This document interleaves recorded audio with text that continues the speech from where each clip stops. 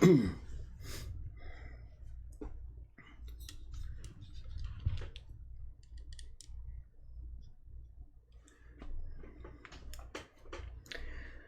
evening, everyone.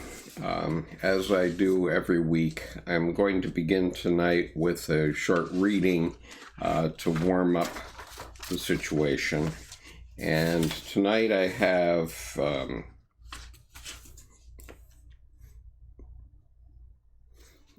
post from Louis LaFontaine, Carl Jung, Depth Psychology site blog called What I Have to Tell About the Hereafter. It is from the beginning of Life on Life After Death, Chapter 11 of Memories, Dreams, Reflections. And Louis has put a meme on this, which says, "Your vision will become clear only when you can look into your own heart. Who looks outside dreams. Who looks inside awakes." So that's the meme at the beginning of this. Hi, Dan. Dan, would you send me your snail mail address, please, by email? You're the only one online at the moment, but I'm expecting others to come on. So anyway,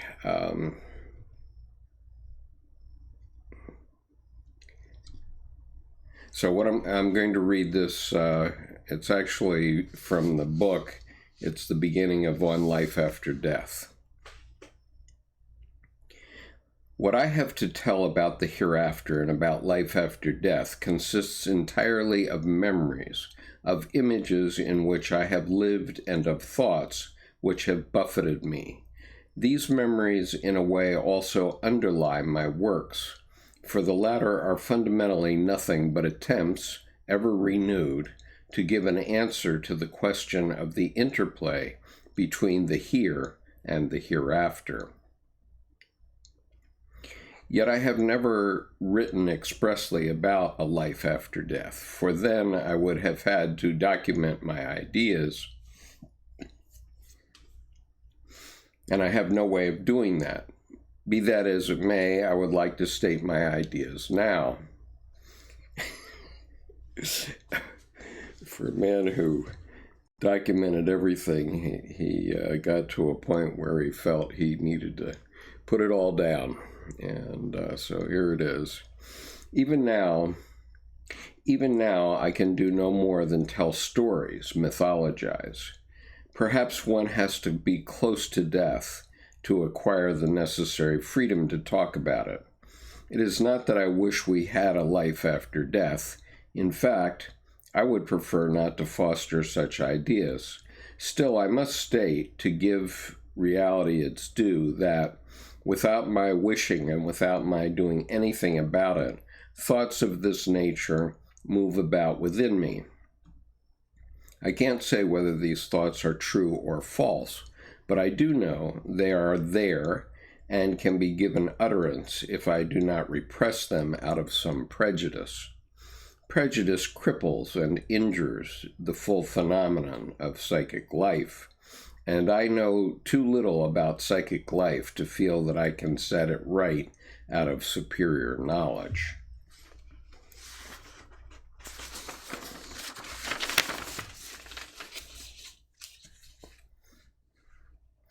Critical rationalism has apparently eliminated, along with so many other mythic conceptions, the idea of life after death. This could only have happened because nowadays most people identify themselves almost exclusively with their consciousness and imagine that they are only what they know about themselves. Yet anyone with even a doctrinairism for the diseases of our time, they pretend to have all the answers.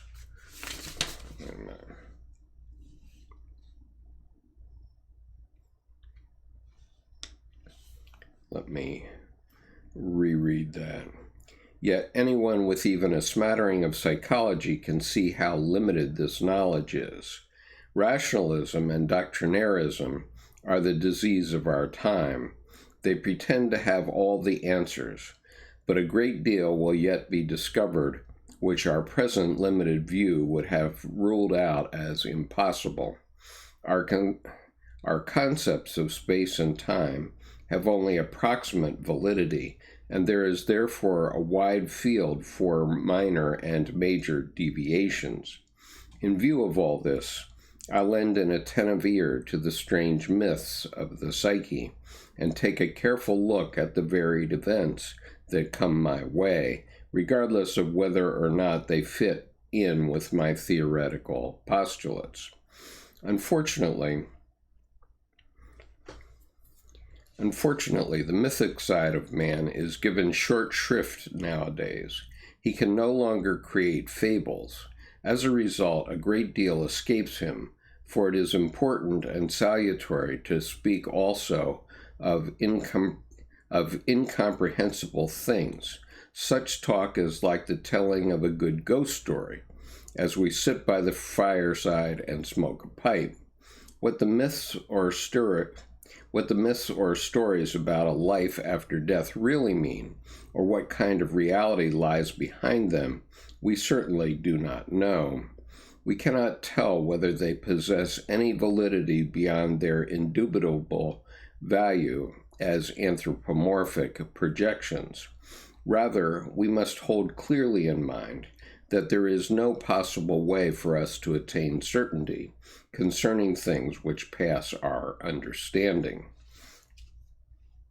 We cannot visualize another world ruled by quite other laws, the reason being that we live in a specific world which has helped to shape our minds and establish our basic psychic conditions.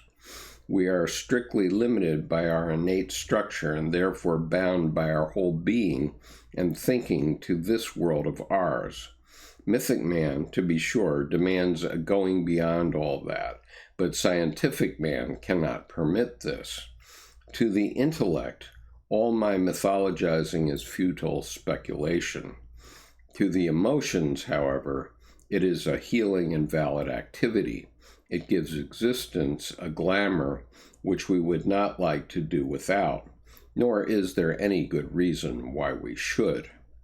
Parapsychology holds it to be a scientifically valid proof of an afterlife that the dead manifest themselves either as ghosts or through a medium and communicate things which they alone could possibly know. But even though there do exist such well-documented cases, the question remains whether the ghost or the voice is identical with the dead person or is a psychic projection, and whether the things said really derive from the deceased or from knowledge which may be present in the unconscious. Leaving aside the rational arguments against any certainty in these matters, we must not forget that for most people, it means a great deal to assume that their lives will have an indefinite continuity beyond their present existence. They live more sensibly, feel better, and are more at peace. One has centuries, one has an inconceivable period of time at one's disposal. What then is the point of this senseless mad rush? Naturally, such reasoning does not apply to everyone. There are people who feel no craving for immortality and who shudder at the thought of sitting on a cloud and playing the harp for 10,000 years. There are also quite a few who have been so buffeted by life or who feel such disgust for their own existence that they far prefer absolute cessation to continuance. But in the majority of cases, the question of immortality is so urgent, so immediate, and also so ineradicable that we must make an effort to form some sort of view about it. But how? My hypothesis is that we can do so with the aid of hints sent to us from the unconscious in dreams, for example. Usually we dismiss these hints because we are convinced that the question is not susceptible to answer. In response to this understandable skepticism, I suggest the following considerations. If there is something we cannot know, we must necessarily abandon it as an intellectual problem. For example, I do not know for what reason the universe has come into being and shall never know. Therefore, I must drop this question as a scientific or intellectual problem.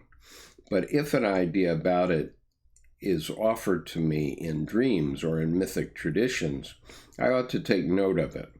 I even ought to build up a conception on the basis of such hints, even though it will forever remain a hypothesis which I know cannot be proved. A man should be able to say he has done his best to form a conception of life after death, or to create some image of it, even if he must confess his failure. Not to have done so is a vital loss, for the question that is posed to him is the age-old heritage of humanity, an archetype, rich in secret life, which seeks to add itself to our own individual life in order to make it whole. Reason sets the boundaries far too narrowly for us, and would have us accept only the known, and that too with limitations and live in a known framework, just as if we were sure how far life actually extends. As a matter of fact, day after day, we live far beyond the bounds of our consciousness, without our knowledge. The life of the unconscious is also going on within us. The more the critical reason dominates, the more impoverished life becomes. But the more of the unconscious and the more of myths we are capable of making conscious, the more of life we integrate. Overvalued reason has this in common with political absolutism. Under its dominion, the individual is pauperized. The unconscious helps by communicating things to us, or making figurative allusions. It has other ways, too, of informing us of things which by all logic we could not possibly know. Consider synchronistic phenomenon, premonitions, and dreams that come true. I recall one time during the Second World War when I was returning home from Bollingen. I had a book with me but could not read. For the moment the train started to move, I was overpowered by the image of someone drowning. This was a memory of an accident that had happened while I was on military service. During the entire journey, I could not rid myself of it. It struck me as uncanny, and I thought, what has happened? Can there have been an accident? And now I have to go to the book because, unfortunately, I don't have the next paragraph, which is critical here. Okay, so he had said at the end of that, can there have been an accident? I got out at Erlenbach and walked home, still troubled by this memory. My second daughter's children were in the garden. The family was living with us, having returned to Switzerland from Paris because of the war. The children stood looking rather upset, and when I asked, what is the matter? They told me that Adrian, then the youngest of the boys, had fallen into the water in the boathouse.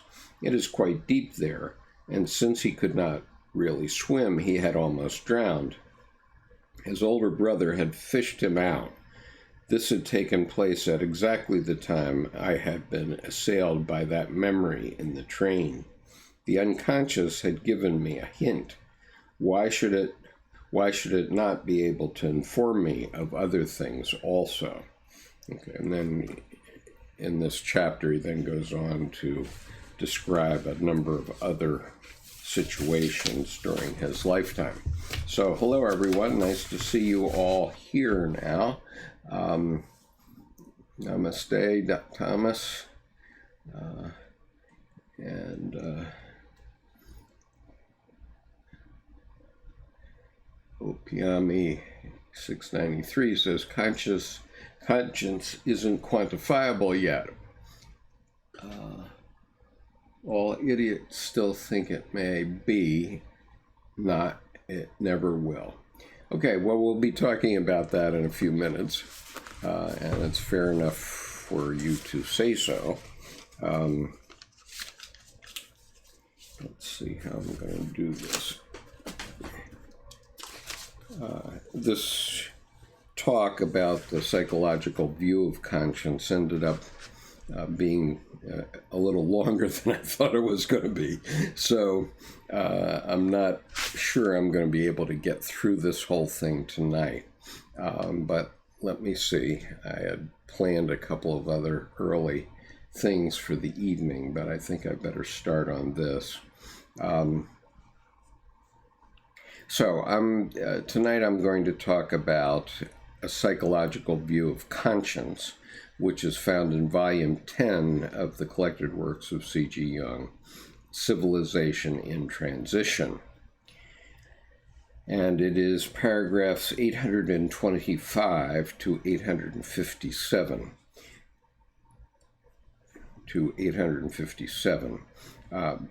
Actually, before I do that, though, I thought I might offer my thoughts about life after death. I think it's obvious that Dr. Jung's spirit lives on because here we are talking about him, and he has permeated the collective unconscious of the whole world.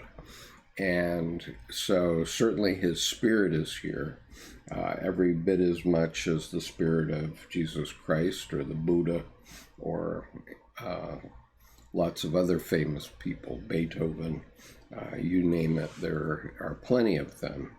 And one of Dr. Jung's dicta was, you have to live this life, and you shouldn't be putting things off to the next life or do what the pastors used to do, which was put off gratification until you get to heaven. Well, sorry folks, it may not work that way. And so the question, there are a few questions for us in our current times. One is, where is the Spirit leading us? And by us, I mean all 7.5 billion of us. And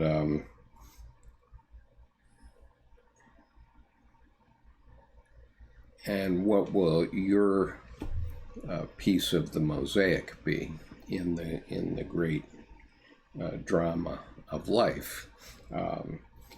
Obviously something is happening and has been happening for 3.7 billion years that we don't understand exactly. And I don't think it's ours to reason why, it's ours to do and die, I think. And as far as death, of course, the big issue in death is everybody's afraid of it. And that created a whole following behind Ernest Becker, who wrote the book Denial of Death.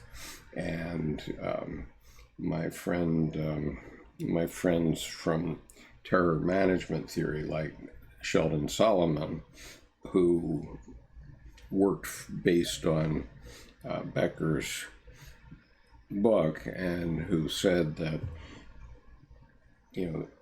everything we do is driven by our fear of death. Well, I've started to have an attitude about it, which I think has comforted me. And that came from my friend Meltem Arıkan, who's a Turkish novelist. And one day she made the comment that when you're dead, you don't know you're dead. It's only difficult for your family. When you're stupid, it works the same way.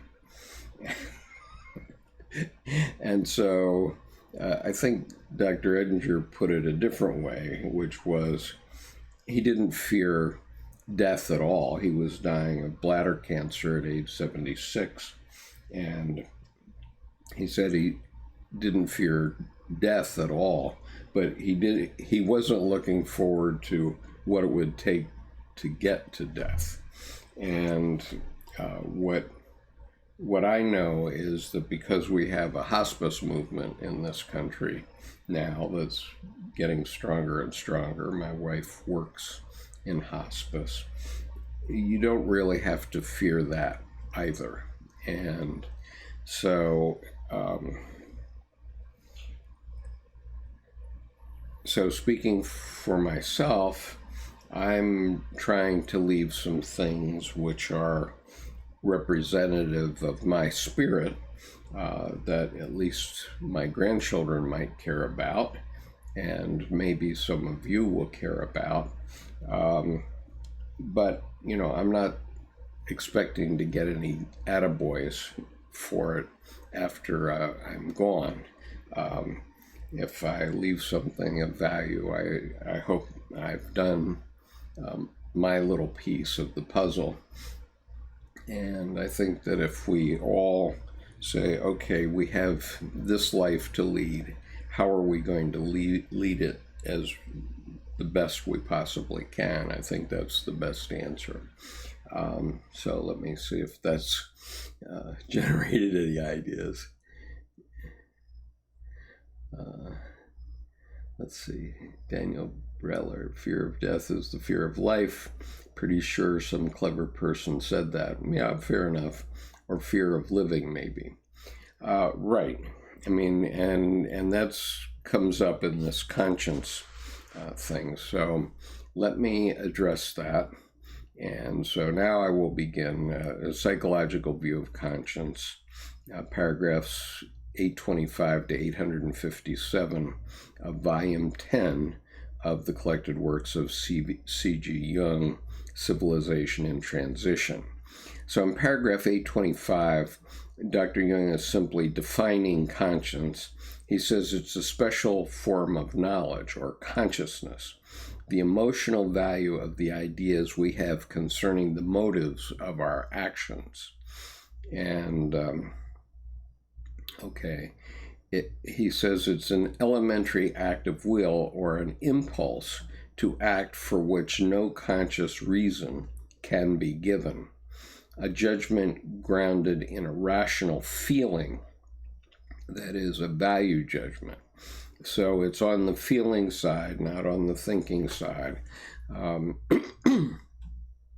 in that sense, it's somewhat irrational because obviously the thinking side is the logos, the rational. He says, thus there are two layers.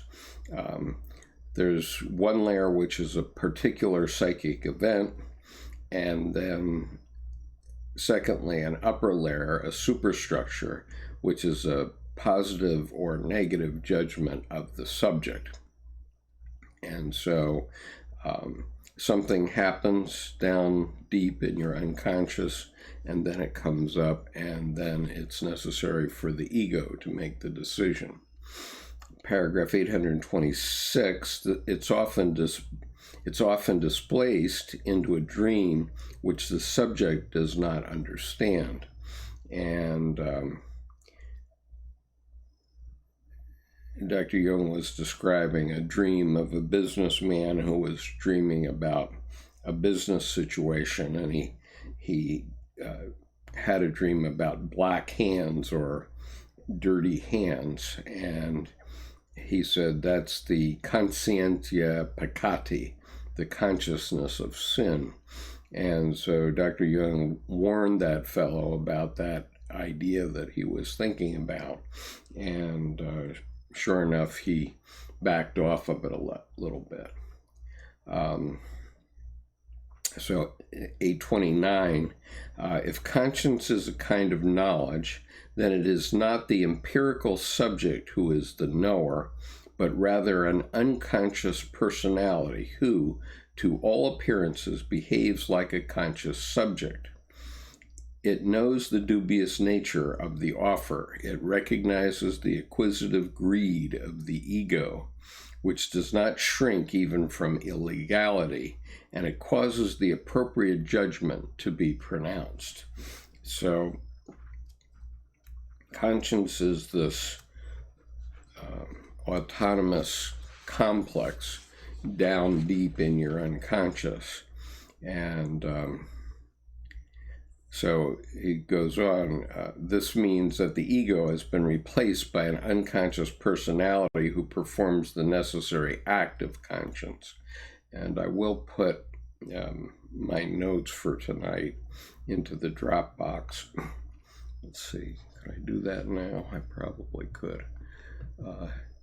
Let me, I'm gonna put these notes, even though they have a couple of typos, into the Dropbox right now. So everybody that's watching this session, if you care to, you can go to Carl Jung Reading Group, handouts, and then I'll create a new folder for today, which will be 081318, and it's what we called conscience. And let's see, okay, save. Okay, so I think I've done it, and in the next 5 minutes or so, if you go over and look at the Dropbox, you can find my notes, and then you can follow along with me. Okay, paragraph 630, Freud's superego. This is what Jung is saying about it, is that this is the consciously acquired stock of traditional customs, the moral code, i.e. the 10 Commandments. Superego is a patriarchal legacy, which is a conscious acquisition and an equally conscious possession. Freud and his school rejected the hypothesis of inherited instinctive modes of behavior, termed by us archetypes, as mystical and unscientific. Now, there's a bit of an irony in this, because today, as we know, religions are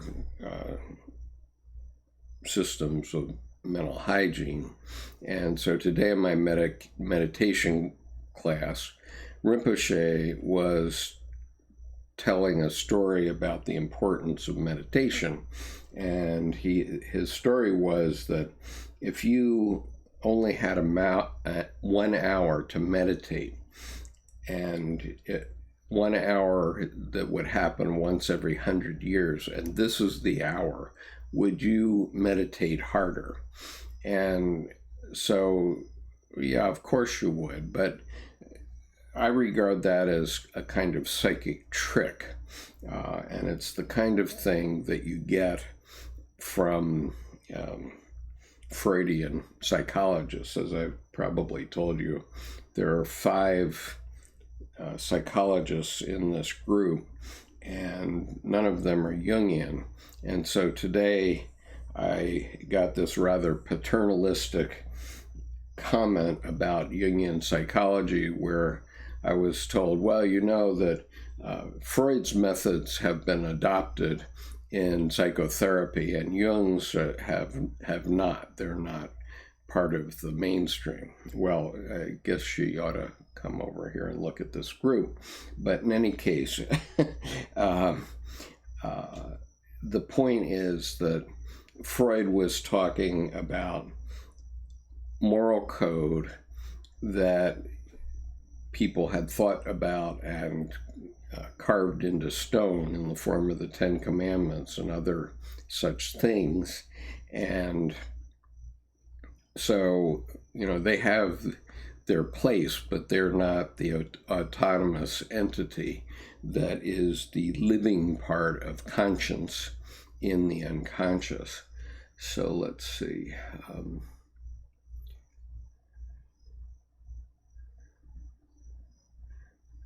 Dan says, do you think Dr. Jung would have anticipated how his spirit would live on? Yes, I do think he would have. I think that's why he was, one of the reasons why he was writing so frantically, even right up until the end. Andy says, Jung knew those who truly understood would carry on his tradition. Yes, I think that's also true. I assume so. He knew what he had found, and he knew that ultimately it would be discovered. And there's an interesting sidelight here, which I'll tell you about. Which, let's see, I had it here on my desk, so maybe I can read it to you.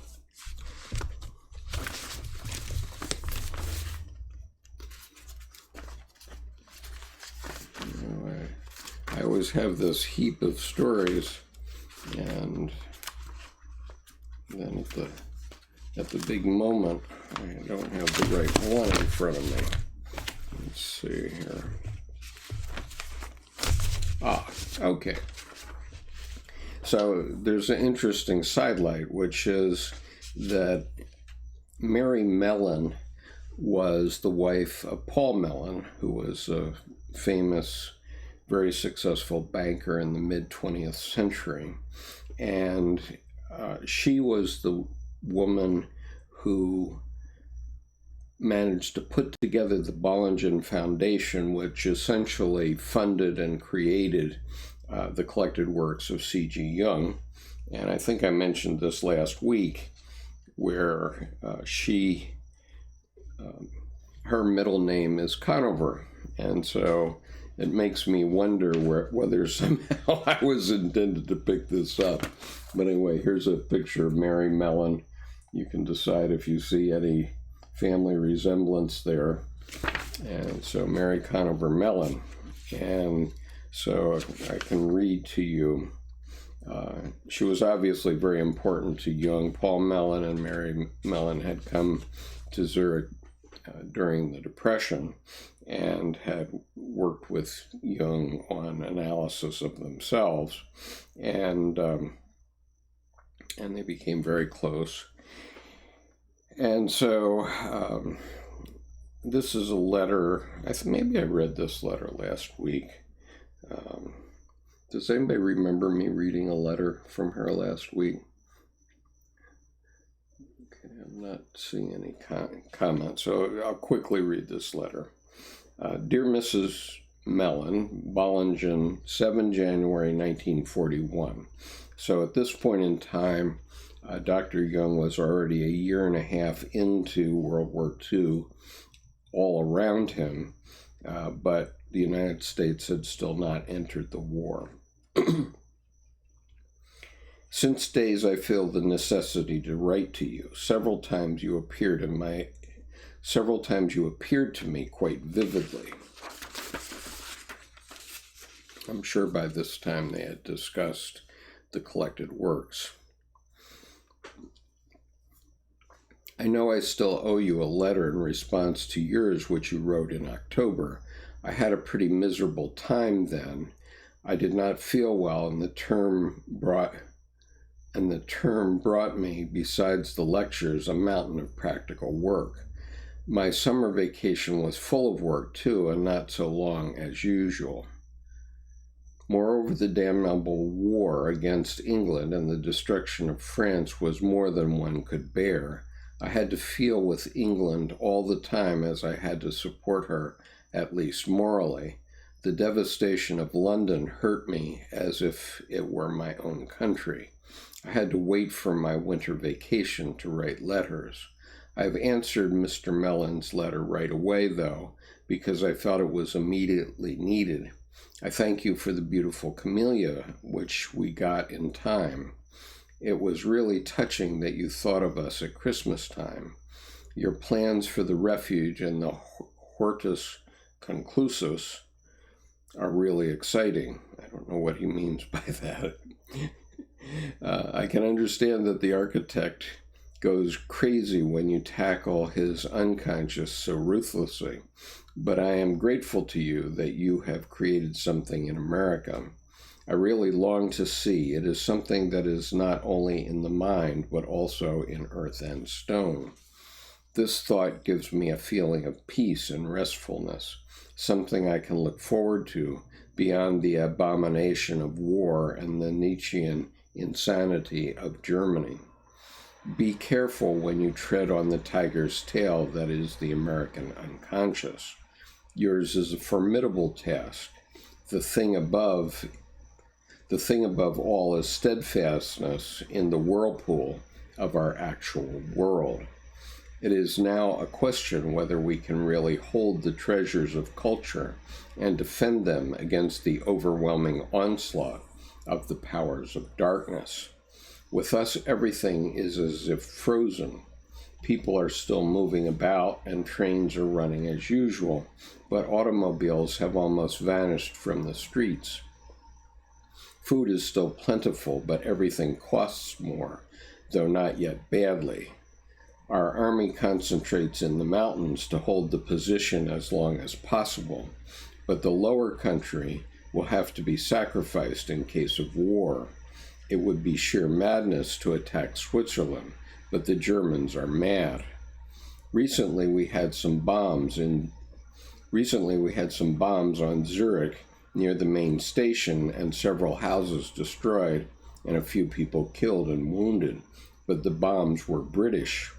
Those Canadians are not yet up to the mark in European geography. Nobody minds because all our sympathies are on the British side, and we enjoy the Italian defeats. The news one gets from Germany is most contradictory. A German, well-informed, told me that about 90% are against the regime. A Swiss from Berlin told me that the workmen openly criticized Hitler and called him a liar. Mussolini is most unpopular and the mood of the people is unsatisfactory. The young people in Germany, however, are still full of illusions, although the mood in the army has considerably dropped since England could not be overrun. People from Paris told me that the Germans are unlikely to succeed in the administration of the conquered countries since they are lacking in sufficient numbers of qualified people. Peculiarly enough, Germans seem to suffer from an increasing lack of labor and less from food scarcity. Frau Freeby succeeded in bringing over my paper on the Trinity, one of the fruits of this summer. I don't dare to send you my recent paper, Das Göttliche Kind. I don't know German, so that's what it says. Das Göttliche Kind, which I produced together with Professor Karenyi for fear it could get lost. Parcels are still unsafe, and God knows, after a while, communications cease altogether. Perhaps we will get under German domination. In that case, I certainly would be silenced.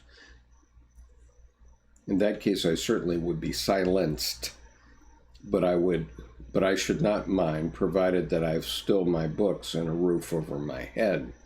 But I do hope to see you again. Every good wish to you. Yours affectionately, C.G. Jung.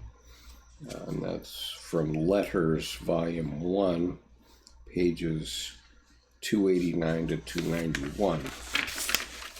Okay, so Red Mary Mellon. Let's see.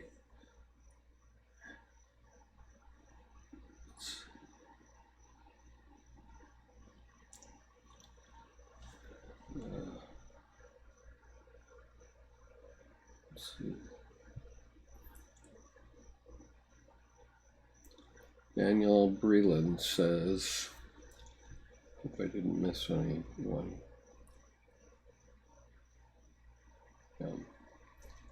Daniel Breland says, didn't Jung say in the Red Book that we shouldn't follow anyone, not even him, not even him, that we should all make our own path?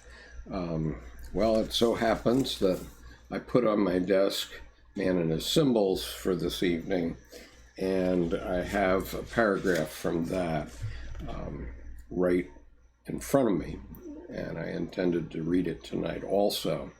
And it's exactly on this point that we have to make our own path.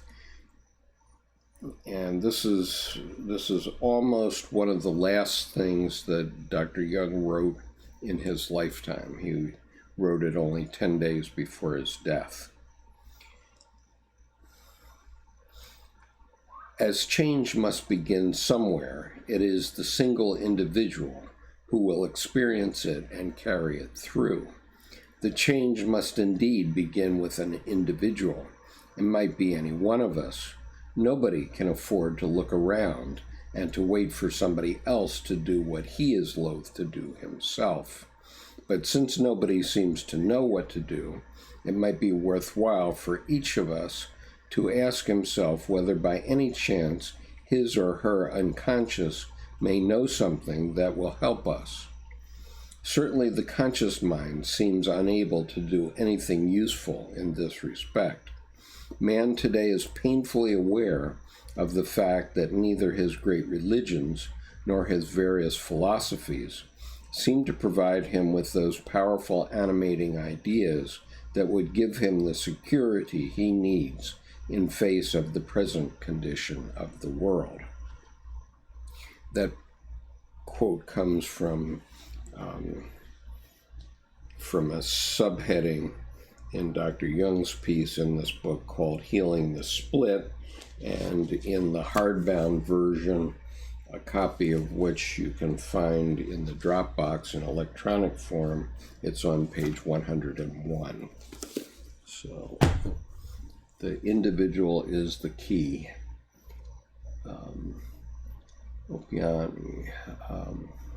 Opiami says, is consciousness measurable?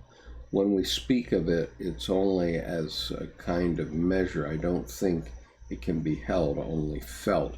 I was reading something today from Dr. Jung which suggests that consciousness is not measurable, and also unconsciousness is not measurable. And Thomas says Buddha said something similar.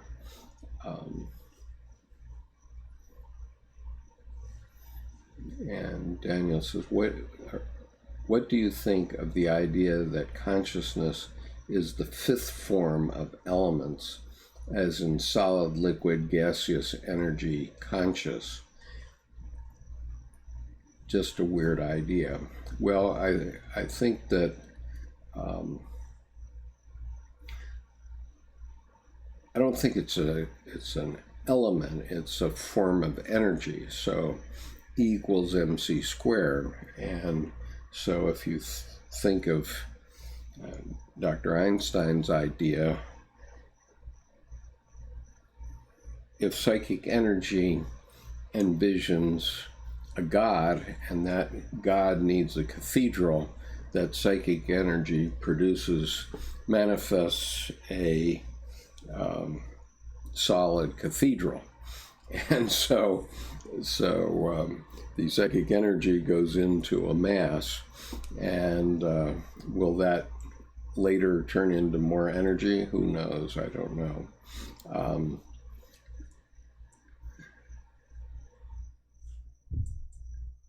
And let's see.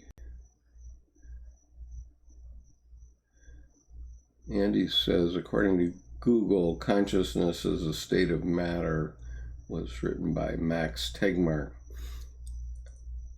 It won't let me post a link. Well, it should let you post a link on here, but I don't know what Google does. And he says, your idea isn't crazy at all. It's going to be common knowledge soon. I thought, Daniel says, interesting, really looking forward to reading that. Just have to watch this first. Very cool that you thought the same thing.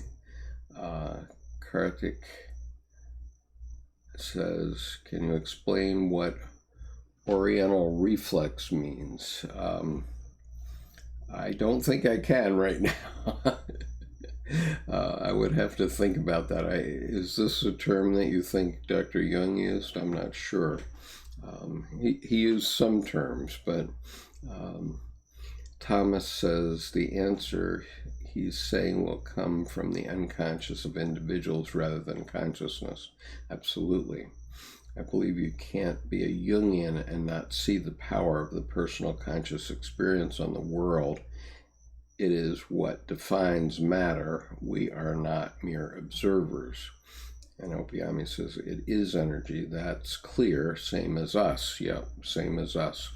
Okay, so I'm going to go on with the conscience discussion here. And so in paragraph 831, Dr. Jung makes the assertion that the psyche is a phenomenon not subject to our will.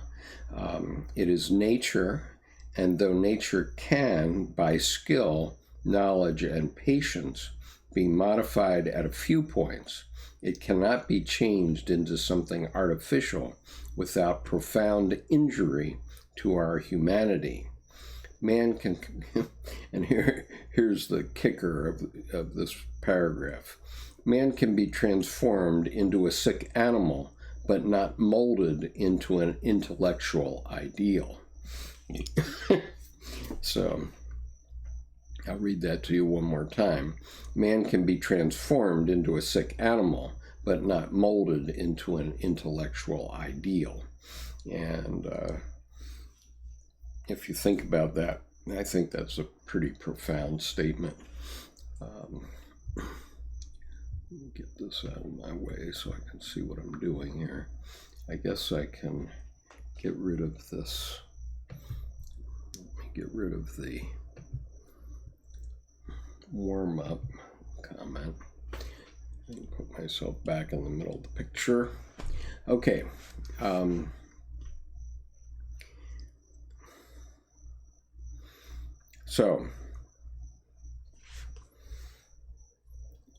So the significance of this paragraph 831 is that Dr. Jung's main work comes from instinct. It doesn't come from some ideal. It doesn't come from the logos. It comes from eros. And so it's the opposite of logos, really. And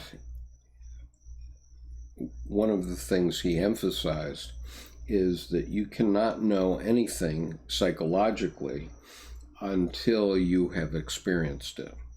And so if you've been binging on Jordan Peterson and you haven't gone out to get a life yet, time to do that, because then you'll have the experience and then you'll know what Dr. Jung was talking about, and you will know the limitations of the logos, which is part of what we're going to be talking about tonight.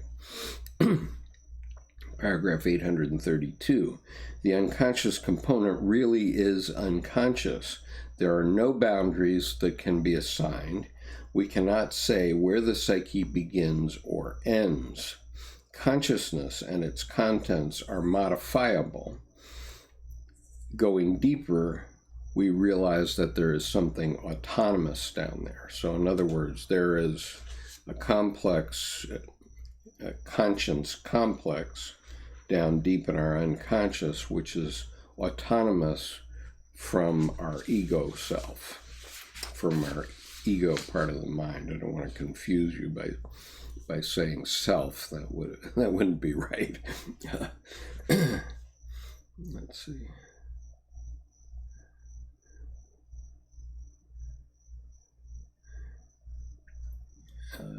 Thomas says, what does he mean by intellectual ideal? A bit unsure. Well, since this is his essay on conscience, I think what he's talking about is the moral code. And if somebody is totally stuck on the logos side of the ledger, they will think that you can just make a bunch of rules and then everyone will follow them. And the problem that you get into, which we'll get into in a few minutes here, is that you have conflict of duties, and then you have to step away from the moral code and make a conscientious decision. And that often isn't exactly what you had in mind originally. So an intellectual ideal in this case would be a moral code, like the Ten Commandments, I think. And Thomas says it's obvious what he means by sick animal. Yep. That points back to my favorite quote, which I have here on my computer, and I repeat every time I have the opportunity. Too much of the animal distorts civilized man. Too much civilization makes sick animals. And we are animals, and we have to realize that.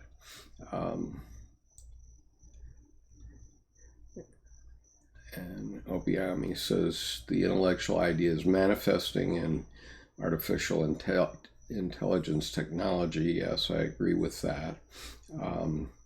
And the question is there any life in that? Thomas says the accent on experience goes back to what Joseph Campbell said about the meaning of life and searching for it. Well, I'm conflicted about Joseph Campbell because Joseph Campbell actually came after Jung. And I used to think of him in the 90s. I was thinking of Joseph Campbell as my guru. But then I heard a tape one time of a talk that Joseph Campbell was giving, and he was asked by a woman at the end of his lecture, what is the meaning of life? And he says, oh, there's no meaning of life, there's only an experience of life. And I don't think that was a very good formulation, and it didn't come across well to me the first time I heard it. And as I look at it more and more, I think that Dr. Jung actually had the better idea on the meaning of life, but Joseph Campbell didn't hear that because he died before the Red Book was published, and he probably didn't know the Red Book was published. But, I mean, that's not to diminish Joseph Campbell. Joseph Campbell was a great researcher into mythology, and the book about his life, Fire in the Mind, is a very powerful book, which I once read while driving, literally while driving through North Carolina about 25 years ago. Not very wise, but I remember doing that.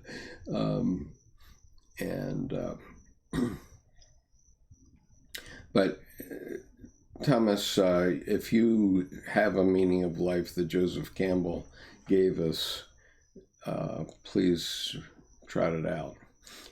Dan says, can't be molded into intellectual idea. Stalin's Russia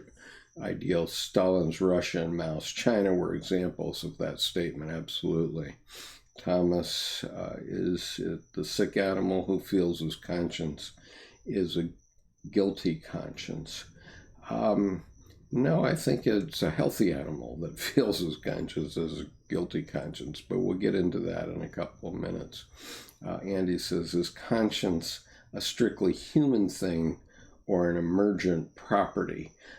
He does make a statement a little later on that animals do have consciences, and So I think it is emergent in the animal world in general, more so in humans, of course. Andy, I see altruism throughout nature. Absolutely. We definitely do.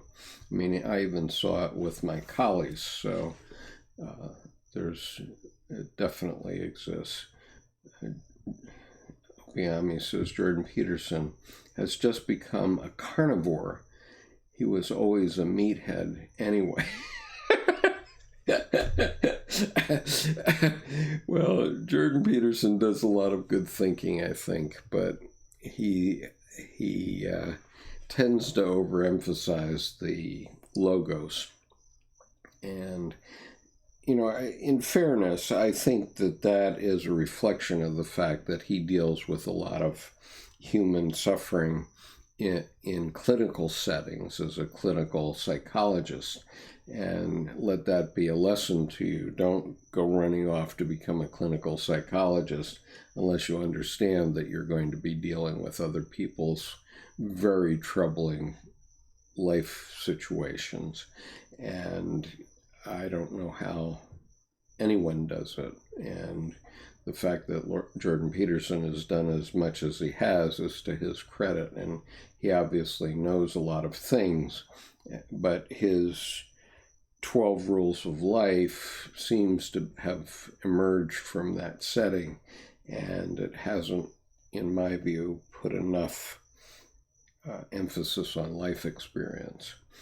Or he's shied away from life experience because he knows how bad it can be. But of course, he's dealing with the outliers who are willing to come to a psychoanalyst. Andy says he's making his money while he can, true to form. Yeah, fair enough.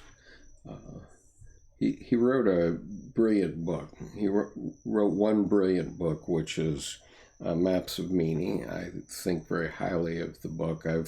I'm not finished with it yet. I'm listening to it on audible.com, and I think I have about 8 of the 30 hours to go. I also listened to 12 Rules of Life. I did not like that book much at all, but I do like Maps of Meaning, and the 15 years of effort that he put into it definitely shows. The problem is it's extremely tightly packed, and so 25 years from now, there'll be somebody like me who's doing videos unpacking Maps of Meaning so others can understand what he was talking about. Thomas says, I found a fuller quote of Campbell's on the meaning of life, though he can be a bit abrasive at times. That Campbell book was a good biography. I read it also. Thomas says, people say that what we're all seeking is a meaning for life. I think that what we're seeking is an experience of being alive, so that our life experiences on the purely physical plane will have resonances with our own innermost being and reality, so that we actually feel the rapture, so that we actually feel the rapture of being alive. That was the Campbell quote. I think that that's a little, nerdy, brainy as a definition. I did a piece on the meaning of life a few months back, and you can find it. I'll put a link to it here under the playback of this. But my conclusion was that what Dr. Jung was saying in the Red Book was that the meaning of life is you, that each one of us is the result of millions, billions of years of successful reproduction down to us. And the spirit has been steadily manifesting through that time, and it's manifesting through all human beings, all 7.5 billion of us.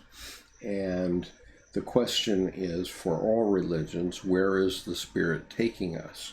And Dr. Jung was troubled by the idea that at least Christianity and Judaism and Islam are all pointing back to events which occurred 2,000 to 3,500 years ago, and not trying to work out where we're going. So we've got all these historians who are called theologians, but we don't have any forward-looking people. I don't know if we should call them theologians or something else, but maybe we need some scientists who are going to figure out where the Spirit is taking us. I think that more and more as I worked on the Mercurius book a couple weeks back and posted some of that the last couple of days. Let's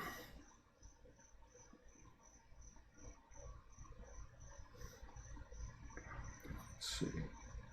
Gray says, there are two types of consciousness as defined by Jacques Mystique. So from the biological side, affective, so deep or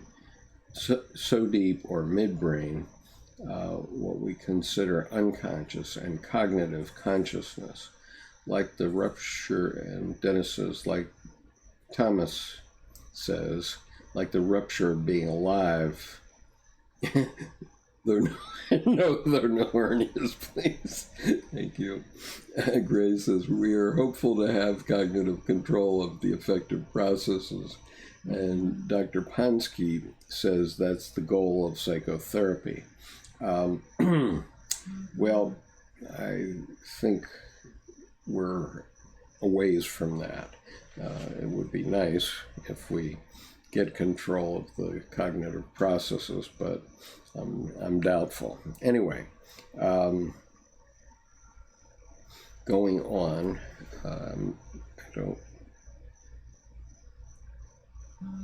Okay, so paragraph 833. Ordinary morality is a basic law of the unconscious, or at any rate influences it. That's the general idea. That's ordinary morality, basic law. This is in flagrant contradiction. This is not what Dr. Jung believed. He says, and I have it in red here, this is in flagrant contradiction to the common experience of the autonomy of the unconscious. It cannot be an integral part of the psyche's structure, but autonomous aspect often does operate in parallel with the moral code. So there's this conscience autonomous complex that may look like the moral code in many ways, but then you get conflicts of duties, and then you get this, what am I going to do? Sorry for the sucking of my teeth. That's a bad habit from Japan. Paragraph 834, the unconscious delights in spawning everything conceivable. The unconscious delights in spawning every conceivable immorality. And he gives the example of St. Paul in Romans 7:19, for the good that I would do, for the good that I would, I do not, but the evil which I would not, that I do. Okay, so Dr. Jung is talking about the opposites at work in the unconscious, and how there's a wild part of the autonomous unconscious that we don't have control of. And so paragraph 835, dreams often lead us astray. Ego has to make the final decision because there are conflicts of duty. And I just wanted to mention to all of you that my wife and I, in the last couple of days, have watched a terrific movie. It's probably R-rated, but it's on Netflix, I think, and it's called Butter, Butter, Butter, and it is hilarious. And there are lots of conflicts of duty. It's a bit raunchy, which is probably why we didn't see it in the theaters, but it is just very, very funny, and it's worth watching. We've watched it twice already, and I think it may become one of my favorite movies of all time. So the movie is called Butter, Butter.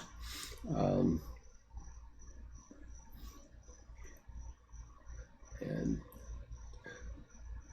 Thomas says, can the conscious mind ever control the unconscious mind? Very doubtful. Andy, there will be no control. I believe mankind is so utterly regressive intellectually, we've already come close to peak idiot. Well, we're working on it in the 21st century, I have to admit, Andy, but I do think that we have potential if we start to work our brain cells on some of this stuff. And yet we march forward, as you rightly say. Gray says, unlikely, considering the roots are thicker from the bottom up as opposed to the weak roots that go from the top down. Gray says, listen to the HAIDT talk about the elephant and the rider. And he says, my brain hurts. Gray says, always a good feeling. Yep, we're cooking along here. Paragraph 836. We have a bit more to get through here. So it's difficult to distinguish from normal moral precepts. It's found at every level of human culture. The Eskimo who skins an animal with an iron knife rather than a flint one. Okay, so here you have an Aleut out in the wilds of Alaska, and some superstition in his tradition made him think that it was a bad idea to skin an animal with an iron knife, and therefore his conscience kicks in. That was an example that Dr. Jung gave. And so it goes all the way from the primitive all the way to the most advanced intellects, to the extent we have any of those. For the primitive, pure chance gets regarded as a magical influence. So this becomes like a superstition, like a rabbit's foot or a lucky coin. And we all have these things, I think. At some point you've had a rabbit's foot, or you've had a lucky charm, or you felt lucky about something, and you're superstitious about that. And that's where these pure chance things get tied up with magical influence. And myths come into existence of their own accord. They are not thought up. Unity and continuity of consciousness are such late acquisitions that there is still a fear that they might get lost again among some people. Anyway, I don't know if I think we'll lose consciousness, but, a couple billion of us might, I suppose. Let's see. Thomas says, I recommend another movie on Netflix, The Guernsey Literary and Potato Peel Pie Society. I'll look that one up. It sounds like it has potential. It gave me sweet dreams, a writerly movie. Andy says, hey, Skip, was Jung aware of theosophy? He certainly was. He didn't think highly of it. And I can't put my mind on where he mentions it, but I'm sure if you go to volume 20 of the Collected Works and put in theosophy, you'll find at least a whole column of references to theosophy, and it'll be sprinkled throughout his Collected Works. Thomas says, what creates a conscience? Parents telling us something is wrong, experiences and their emotional results, like I felt bad as a kid shooting birds and stopped doing so.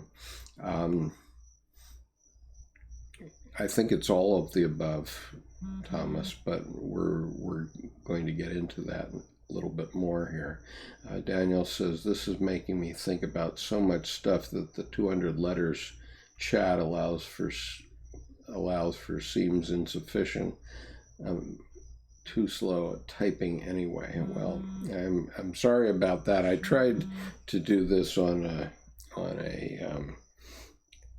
video conference and nobody came. Only Dan Pohl and I were in the video conference a few weeks ago, and I had thought that we had a bunch of people saying that they wanted to do video conference, but in the end I think that people are reticent, and they'd rather be, many of them would rather be anonymous, obviously with notable exceptions here.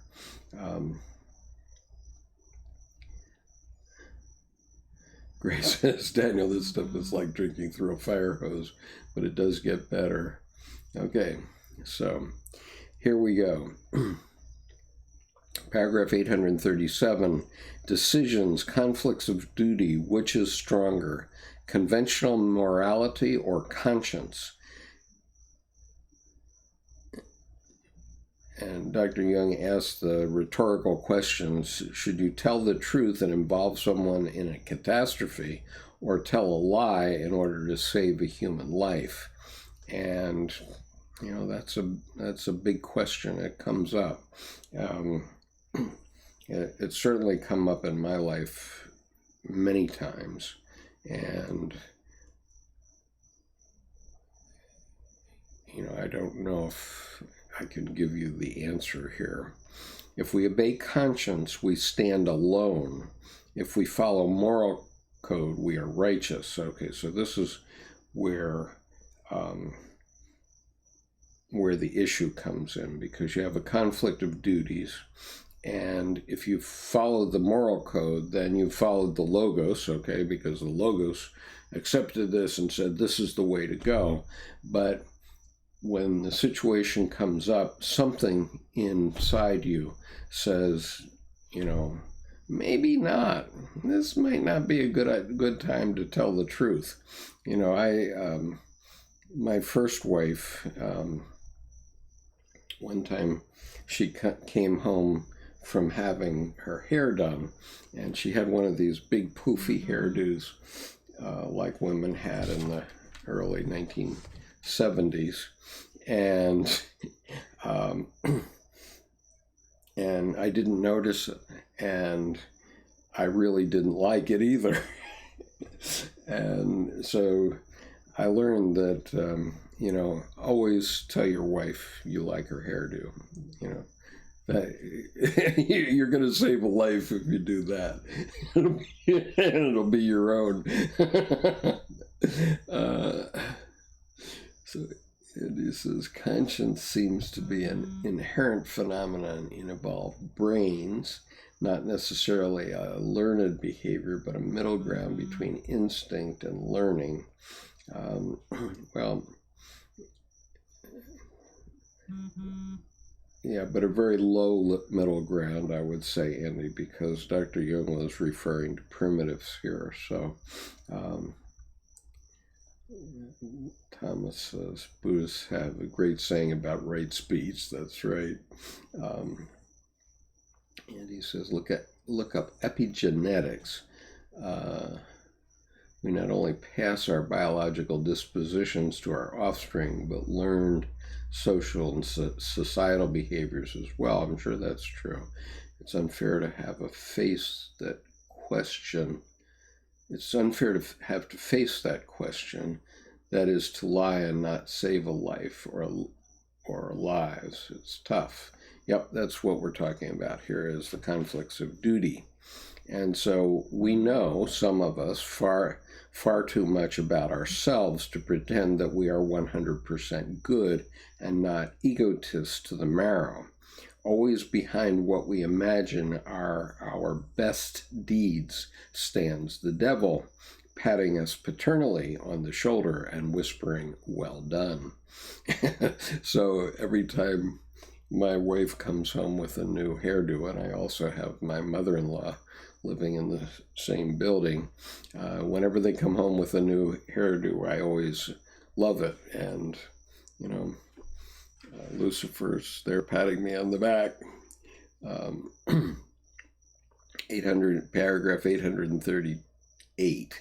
What is the true and authentic conscience? That's the question. In paragraph 839, in John says, try the spirits whether they are of God. And that's in 1 John 4, verse 1. Historically, conscience is understood as divine intervention, the vox Dei. And so, as a psychological truth or assertion, conscience is the vox Dei. And in paragraph 840, Dr. Jung says conscience transcends the moral code, can also be false. Vox Dei, it's a delicate problem. In other words, and maybe this is the main place that Dr. Jung said this, you have to test the spirits, or actually John said it 2,000 years ago. In other words, we have a duality of psychic energy coming up from our unconscious. And the important point that Dr. Jung made, which I discovered maybe not for the first time last week, but I was focused on last week, was that the ego gets the final call. In other words, the unconscious will present you two solutions, one that's good and one that's false, and they both seem like vox Dei. And so you need to make a decision based on the fact that you have to live in the 21st century. Now, maybe men in the first century didn't have to worry about their wives' hairdos. I wouldn't know. I mean, I think a lot of women at that time were probably wearing hijabs, and so they didn't have to pay attention to their hairdos so much. But we in the 21st century have to protect ourselves, we men. Let's see. Thomas says, if your speech is not useful and beneficial, teachers say it is better to keep silent. Socrates' daemon was a conscience, perhaps. Yes, in fact, I think Dr. Jung mentioned Socrates' daemon right here in this essay. Andy, is this duality of psychic knowledge always striving for balance?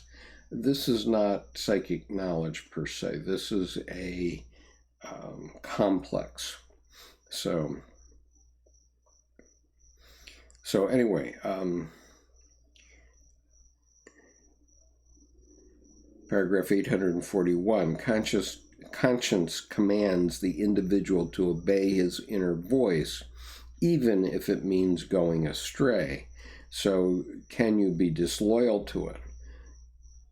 The reality is no one likes to consider his shadow, but the point is, if your conscience comes up and it's Lucifer instead of sweetness and light, can you admit that it's your shadow and not take it up?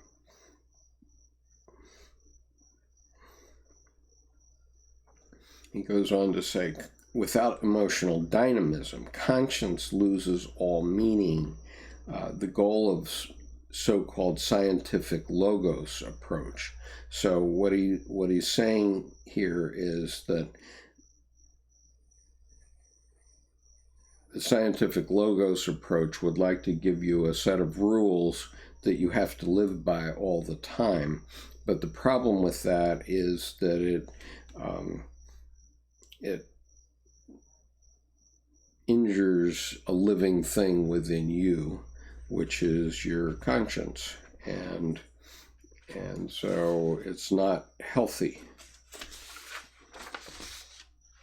So paragraph 842, conscience is a demand that asserts itself in spite of the subject, or at any rate causes him considerable difficulties.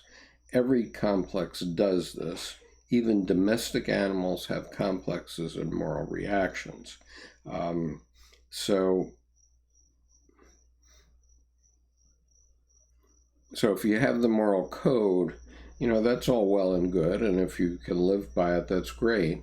But if you get one of these conflicts of duties, then you're going to have to decide whether you're going to go by the 10 Commandments or whether you're going to go by what your conscience tells you.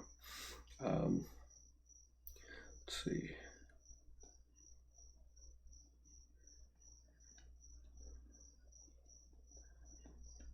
Andy says, or does moral virtue always prevail? Well, that clearly is not true. Moral virtue does not always prevail. And indeed, Dr. Jung said that it's a very close thing. There's a balance because this is psychic energy. And so it's really, as we're brought up and learn how to be human beings in a civilized society, it's us that tips the scales to the good side. It's not because it's coming up from our animal self as all good. That's not the case at all. Let's see. Thomas is thinking of the story of Abraham and Isaac vis-a-vis Vox Dei. Yeah, you're reading ahead, I guess, because that was clearly a case where Abraham had the moral code, which said that he was going to take Isaac up on the mountain and sacrifice him. And his conscience grabbed him and said, no, stop. And my rabbi friend tells me that human sacrifice was a scourge of all human cultures at around that time, and it was only when the conscience emerged enough to stop us from doing that we started to sacrifice goats instead of first sons, which is a good thing for those of us who are first sons.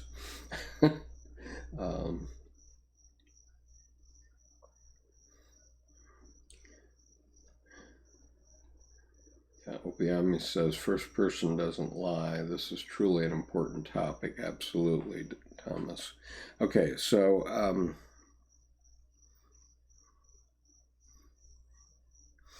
paragraph 843, primitive man regards the autonomy of the psyche as demonism and magic. The devil made me do it. Compulsions and obsessions. And so you can look around you and figure out whose psyche is still pretty primitive in American society, for example. It's pretty easy to see. So a good conscience would be genius, guardian, angel, better self, inner voice, heart, inner and higher man. Bad conscience is false conscience, devil, seducer, tempter, evil spirit. Only unconscious and wholly uncritical people can imagine it is possible to abide in a permanent state of moral goodness. If you can't stand self-criticism, permanent self-deception is the rule. The more developed you are, the more you have conflict of duties. The good exceeds the bad only by a little, if at all. That's what Dr. Jung's position is. And what I'm doing here is I'm cherry-picking through these paragraphs. I mean, Dr. Jung's paragraphs are, I think he basically considered each paragraph a psychic fact, and some of his paragraphs can be 3 pages long, so they're very hard to follow. And so what I'm doing here is offering you sort of a précis of what Dr. Jung is talking about here, and then it's a starter for you to then go back and read the actual essay, which is in volume 10 of the Collected Works. If you're not a member of our Dropbox, please send me an email to skip.conover@gmail.com, and I will add you to our Dropbox, and there you can find volume 10 of the Collected Works in electronic form. Okay, and this is a closed offer for this group.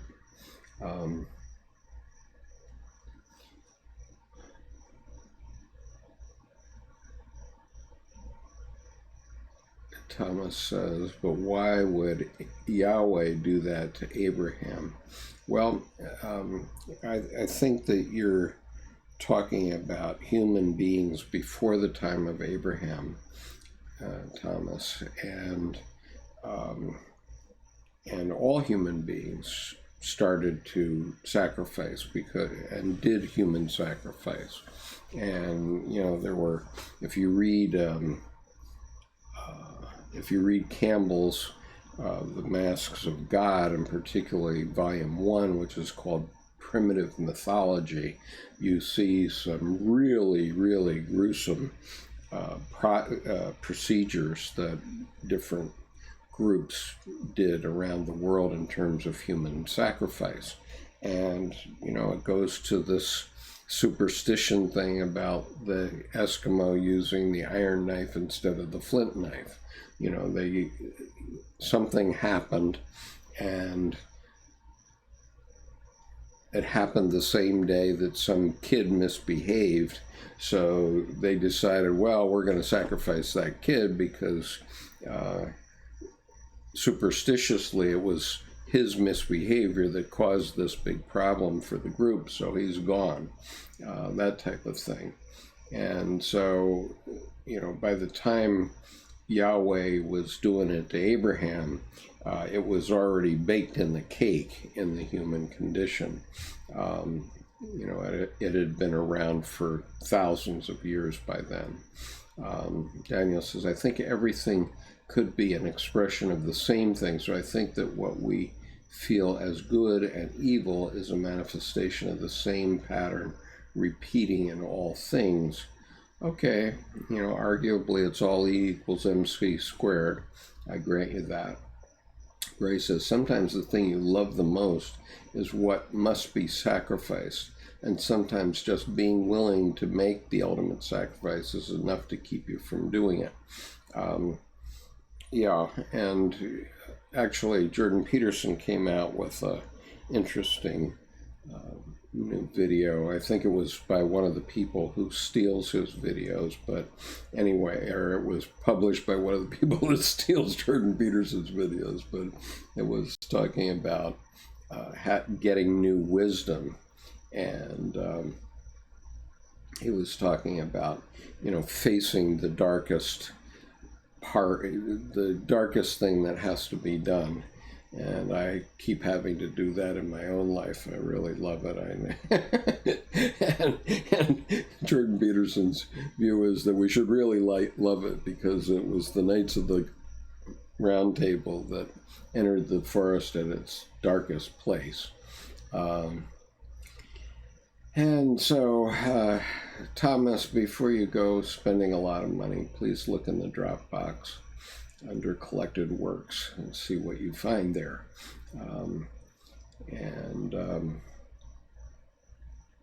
Thomas says, so he was testing Abe to see if he too would follow the sacrificial customs of the time. Absolutely. I mean, this is where finally human conscience kicked in and gave Abraham a vision that said, do it to the goat, not to Isaac. And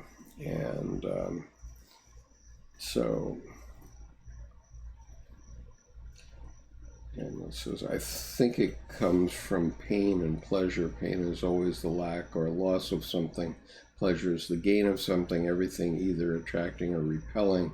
dual nature of everything. Yep, absolutely. Though it was a myth, a teaching story, I always hope. Yeah, I don't know. I think it's somewhat historical. I think Jews generally think it's a historical story. Opiami says, I heard just saying that Joseph Campbell pinched a lot of his ideas from Mircea Eliade. Not only Mircea Eliade, but also Eliade. I think it's Eliade, I guess.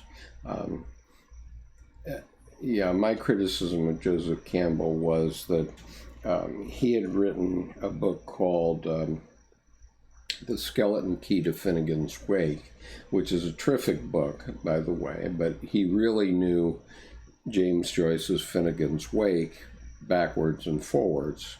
And so when he went to the opening of Oscar Wilde's play By the Skin of Our Teeth, he walked out because he considered it plagiarism of Finnegan's Wake. And I just had to chuckle when I heard that because, of course, Joseph Campbell hustled a lot of the myths that Dr. Jung had in Psychology of the Unconscious dating back to 1912. And so, which was about the time Joseph Campbell was born. So a lot of the myths that Joseph Campbell wrote about came from Jung's work, I think, also. So Joseph Campbell was not above that, but, all of us do that. I mean, that's why Dr. Jung's work is so prodigiously full of scholarship, because he had to footnote all the things, all the ideas he was taking from others in order to do his writing. Leonard Cohen's Story of Isaac. I don't know that one, but I'll have to look for it. And Thomas says, I love Eliade's work, and Campbell does refer to him a lot. If he refers to him, great. My reservation was that although he does mention Jung, he doesn't do it enough to reflect how much he really took from Jung's work. Thomas says his work on shamanism and yoga are the best we have. Methinks, maybe so. I've not had the time to go back to Eliade's work much. I think I read one thing. Thomas, I pinched a phrase from Eliade for the title of one of my books, Magic Sweat. My conscience made me admit this. Okay. Well, book titles are not copyrightable, Thomas, so you're free to take it, I think.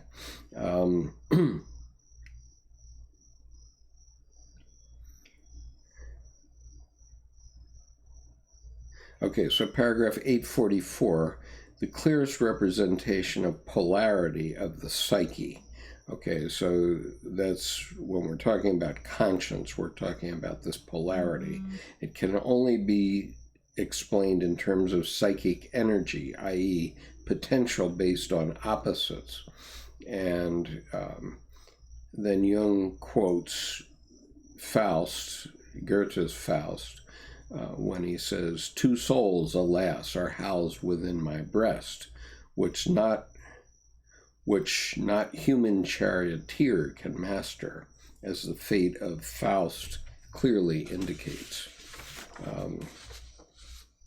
So it's psychic energy that comes up when you're in a conflict of duties situation, and that's when it goes boing. Okay, so paragraph 845, the psychologist can criticize metaphysics as a human assertion, but he is not in a position to make such assertions himself.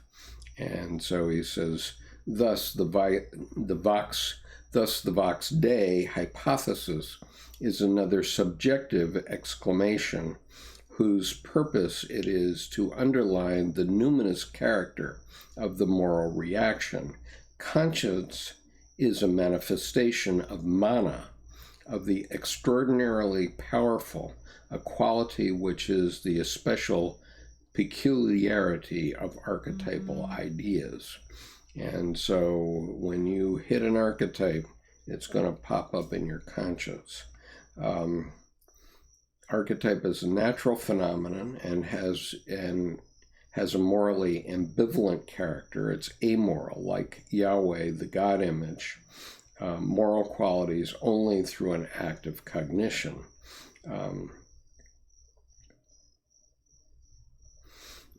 He says, that is why to burn a heretic is on the one hand a pious and meritorious act, on the other hand a brutal manifestation of ruthless and savage lust for revenge. And John Hus, who was being burned at the stake, said, O sancta simplicitas, when he was referring to an old woman who came to his flame and was adding kindling to his flame. Let's see. Daniel says E equals MC squared only proves the matter is energy and vice versa. It's not a complete theory of everything. Quantum physics is not yet compatible with it, but E8 seems promising. They might solve it soon. Yeah, maybe. I'm sort of. I have my doubts about the solution of quantum physics or quantum mechanics, whatever it is. Paragraph 846. Let's see where we are. Okay, 846. Can I get through 3 more pages tonight? Morally indifferent as a biological phenomenon, but can profoundly influence human behavior. And here's where I brought in Abraham and Isaac. So we jumped the gun earlier to talk about them. But the point is that the biological phenomenon is morally indifferent. But once it's functional and the complex is active and alive in your psyche, it can certainly profoundly influence your behavior. Paragraph 847, motifs everywhere, they impress, influence, and fascinate us. Manifests anywhere, anytime. So we get conscience pangs all the time. And so in paragraph 848, Dr. Jung explains that the Vox Dei in this case is an amplification tendency peculiar to the archetype. On the primitive level, there are not accidents, only intentional designs. And again, Abraham and Isaac brought up, but also the Eskimo and so on. So, you know, if you're primitive, you see meaning in everything. Oh, that's because I had my lucky charm with me today. And so that's kind of a primitive level. Okay, so paragraph 849, psychoid architecture, irrepresentable and unconscious essence of the archetype. Synchronicity in telepathy, precognition, etc. Collective unconscious, spaceless, and timeless quality. So it's so I did a session a few weeks ago on the psychoid, and I did a reading on the psychoid. You can find it on the YouTube channel. I urge you to listen to that, because breaking into the psychoid level is a way of getting to mental healing, and it's a method that Jungian analysts use that other psychotherapists do not use. And today, when I was in my meditation group, the reason that woman had that paternalistic comment to me was because I had asked the question, did she know what the psychoid level was? And they had never heard of the psychoid level. But obviously, all of us right now in this conversation are at least on the fringes of the psychoid level, because we're in another time and space. We're not seeing the outside world. We're in a conversation now. It happens in every conversation. It doesn't have to be a psychoanalysis, but when you have an interaction with someone else and you're sharing things, oh, this, and you said this, and I'll say this, and I'll say this, and I'll say this, you're entering into a psychoid level. And of course, in analysis, they're looking to get down to the archetypal issues. So they're looking for specific things. But, if you have a good conversation with a good friend, that's that sort of thing. And the conscience is down in that level. Okay, so paragraph 850, synchronicity has to be considered. It's acausal. It's not always a subjective moral reaction. Fear and other emotions can be felt from another source. But, for example, again, in Abraham and Isaac, it's not Abraham deciding based on the moral code what should be. He had gone up on the mountain based on the moral code, but conscience kicked up his vision for him. No one has perfectly good conscience. Sometimes self-criticism can go too far. Maybe it is the other person who should have had the bad conscience. And he gives this example of Heinrich Schalke, who was at an inn and he was eating lunch and he saw a young man across the room, and he had a vision that this young man had broken into a desk and stole some money. And he was so convinced of that vision that he went over and he confronted this young man on the spot, and sure enough, the young man confessed on the spot. And Heinrich had seen this in his mind's eye. So these things can pass through the collective unconscious.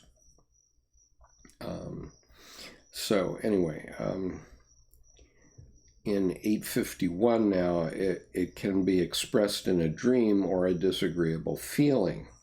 In 852, we have to remember that not every pang of conscience, not every pang of conscience deserves attention. Do not injure the ethical values of another person. And so this is a ethical consideration among psychoanalysts, and I think all of us should keep that ethical value in mind, that we shouldn't be attacking other people's religions, for example. When I was first getting drawn into this, some of you will remember that I was pretty exercised about the fact that my daughter had been taught by fundamentalists to tell me that I was going to hell. And she did that on her 22nd birthday. And for a long time, I just wanted revenge. I wanted to fight back. And I was really angry that anyone would teach a child to say that to a parent. And in keeping with what we're talking about here, that's obviously an unethical thing to do.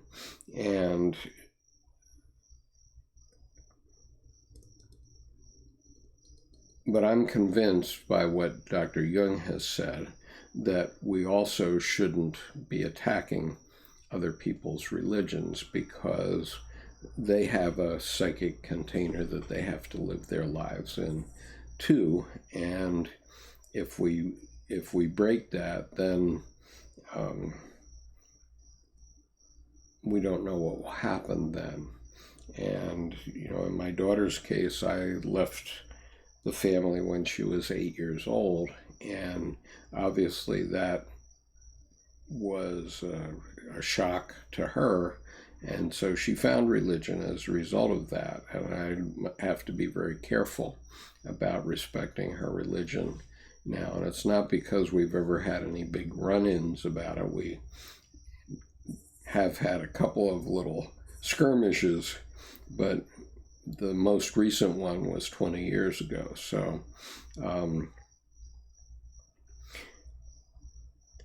anyway, in a conversation where about conscience, if a conversation is fundamental, essential, numinous, and a certain rapport is felt, then you enter into a participation mystique. And this is like the term rebus, okay, R-E-B-I-S.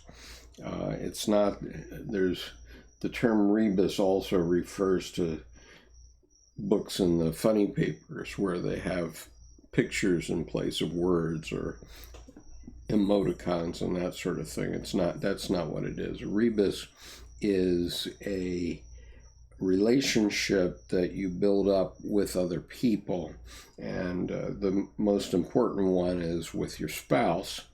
And so when you enter into this numinous rapport, and this rapport is felt back and forth, it passes unconsciously, but it becomes a participation mystique. And what Jung says here is that the individual psychic spheres interpenetrate, and you no longer know what belongs to whom. And so in the same context as Heinrich up above, where he had this vision about this kid stealing money out of a desk, once you're spending your life with a life partner, you don't know what in the unconscious is yours and what's theirs. And so then Dr. Jung goes on, although the first step in the cognitive process is to discriminate and divide, at the second step it will unite what has been divided, and an explanation will be satisfactory only when it achieves synthesis. So you can divide, but then you have to go for synthesis. Let's go back here.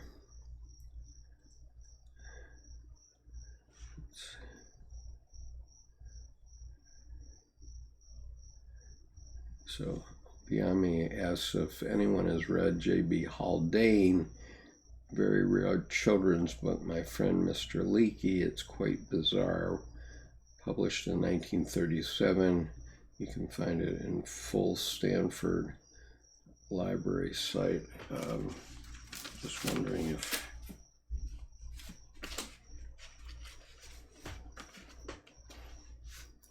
it was referred. That's Ken Wilber. Okay, I don't know that one, but I will look it up. Okay, so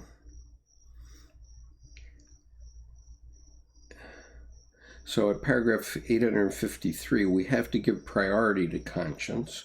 Psyche itself presents, it's not a moral it's not a moral code. It behaves like God, like the Vox Dei, but beware of indisputable faith that precludes discussion. Okay, because you have to live in the 21st century. Your Vox Dei doesn't.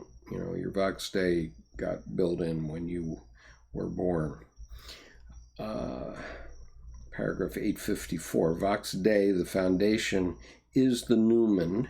It is as much a phenomenon as conscience itself. It's an inalienable part of nature. So, as I was saying, it was built into you. It's part of nature, and it deserves attention, but you, in the end, have to decide what can work in the 21st century. Most often a real or supposed deviation from the moral code. Okay, so 855, he's finally saying that conscience is most often where there is a real or supposed deviation from the moral code, from the logos. It's like primitive fear of anything unusual. It may be moral, but can raise no claim to being ethical. It deserves this only when it is reflective, conscious scrutiny. So it's ethical after you have tested the spirits. Only when a fundamental doubt arises, it's a conflict of duty. The moral code is invoked in vain. So when the moral code isn't working, then you have to make a decision, and it's all on you. Only the creative power of the ethos, only the creative power of the ethos that expresses the whole man can pronounce the final judgment. And there are two sources. One is rational and one is irrational. It's a special case of the transcendent function. So it's the conscience is a special case of this function that intermediates between consciousness and unconsciousness. And paragraph 856. The ultimate decision comes from dark, deep waters, suppressing one of the opposites, but if sufficiently conscientious, the conflict can be endured to the end, and a creative solution emerges, which is produced by the constellated archetype, the Vox Dei. So, if you have a conflict of duty, if you can live with that conflict of duty on an ongoing basis, that may be the best solution. But ultimately, there will be a synthesis where one side or the other probably wins. And most often, this is going to be your natural side, and that's the Vox Dei, because this only comes up when there's a conflict with the moral code. So on 857, Dr. Jung summarizes there are two factors, one is recollection and admonition of and by the mores, and the second factor is the conflict of duty and its solution through creation of a synthesis, a third standpoint. And so it's the moral versus the ethical aspect of conscience. And so I have completed my notes on this essay. And amazingly, we still have 6 minutes.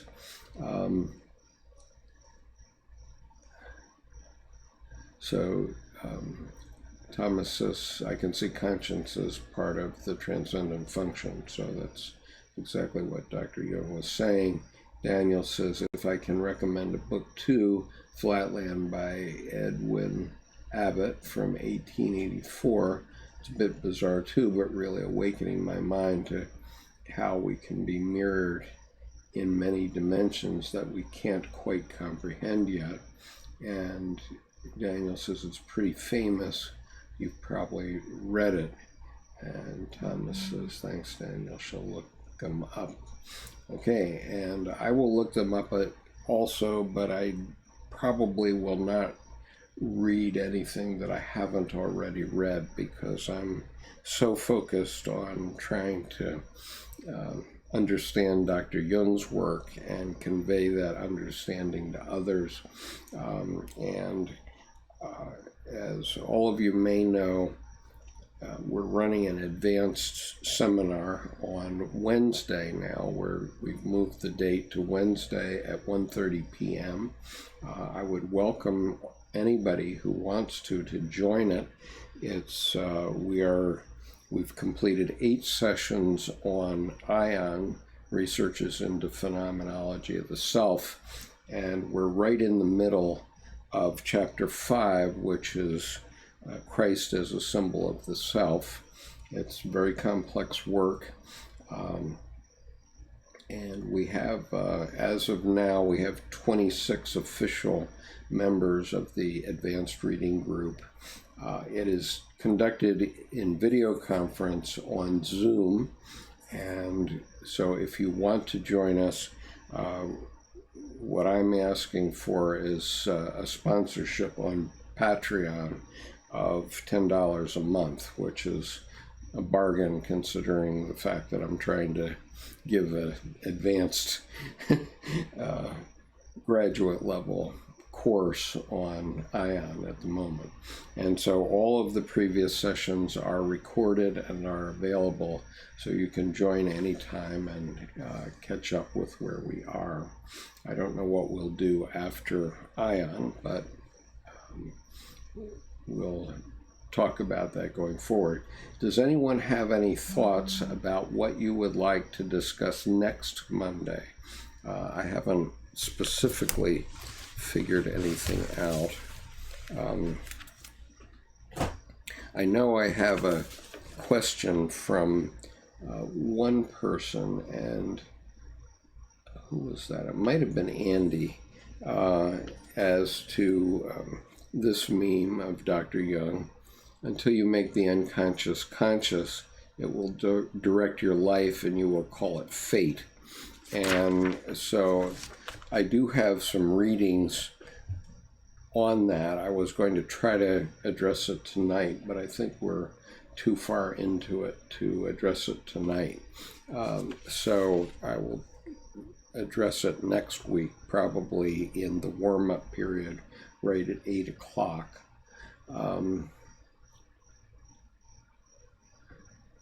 So thank you for coming, everyone.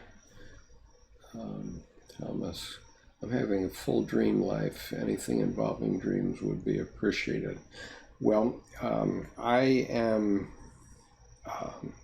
not interpreting anyone's dreams, but I do have Dr. Jung's dream book, and I'll take a look at that and see if I want to tackle it in this kind of a format.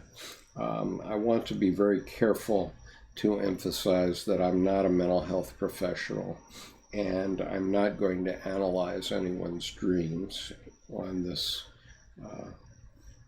program or this channel, and that is because I think that these are issues that are best handled by people who are trained professionals. It's not that I doubt the depth of my own knowledge, but I don't know what I don't know, and so I won't be interpreting. I see Thomas says, not interpretation per se. I would just trust no one besides myself to analyze my dreams. Yes, absolutely. That's the way you should be. Okay, Daniel, I'll look forward to hearing your inputs. And once again, if any of you would like to join the Advanced Reading Group, please send an email to skip.conover@gmail.com. Thank you all for coming. We are now at 1 hour and 57 minutes on this session, so I will thank you, Thomas, and thank you everyone for attending tonight. It appeared that we had a very good attendance overall. Last week, I think we had 49 people during the 2 hours total, although there are not that many on at any given time. Usually there's 15 or 16, up to 15 or 16. Right now we have 9 on live, and but last week, as I said, we had 49, I think it was 49 people during this session, so that was a good turnout.